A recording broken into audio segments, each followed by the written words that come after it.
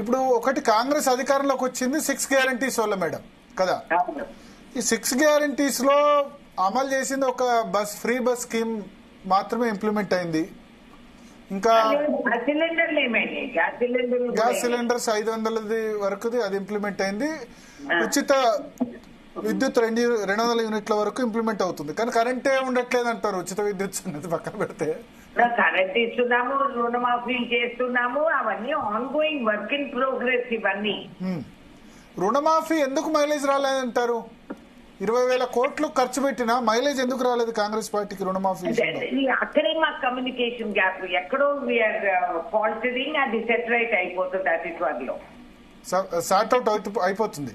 అవును, of course. ఎందుకంటే మాఫీ చేశాము, ప్రజల అకౌంట్ లో డబ్బులు పడ్డాయి. సో అది కాదనడానికి వీల్లేదు, ప్రజలకు తెలుసు. కాకపోతే మీ మీడియా వాళ్ళు సహకరించండి, మీకు తెలవాలా, మీరు చెప్పాలి కూడా. అంటే ఇంకా కొన్ని అన్ఫినిష్డ్ ఉన్నాయి. 4,000 రూపాయలు పెన్షన్ చేస్తామన్నారు, మహిళలకి 2,500 ఇస్తామన్నారు. ఇవన్నీ చేయాల్సి ఉంది కదా. ఇవన్నీ కూడా ఇప్పుడు ఈ ల్యాండ్స్ అమ్మితే గనక 30,000 కోట్లు ఎక్స్పెక్ట్ చేశారు. ఇప్పుడు ఇది ఇప్పటికప్పట్లో అయ్యేటట్టుగా అనిపించట్లేదు.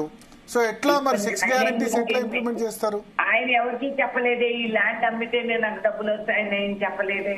మరి ఎట్లా ఎప్పుడైనా అన్నారా? ఆయన ఏం అనలేదు. ఇది చెప్పారు కదంటే అమ్మితే ఎవరి కోసం? ఆయన కోసం కాదు కదా, ఇవన్నీ వచ్చేదే ప్రజల కోసం. అంటే అప్పు పుట్టట్లేదు. బీఆర్ఎస్ సమయంలో వాళ్ళు చేసిన అప్పుల వల్ల మాకు కొత్తగా అప్పులు పుట్టట్లేదు, ఎవరు అప్పిచ్చే వాళ్ళు కూడా లేని సిచ్యువేషన్. కరెక్ట్ అండి, బికాస్ ఇట్స్ డిఫాల్ట్ స్టేట్ కదా. కేసీఆర్ వాళ్ళు విడిగా వాడి డబ్బులు తగలేసి అసలు ఇప్పుడు వాళ్ళు తీసుకున్న లోన్స్ పైన మనం ఆడిట్ చేయాలా, వాళ్ళు నిజంగానే వాస్తవానికి ఎక్కడ వాడినారని. ఎందుకంటే వాళ్ళు చెప్పిన కథలు ఎక్కడ అమలు అవ్వలేదు కదా ఆ రోజుల్లో.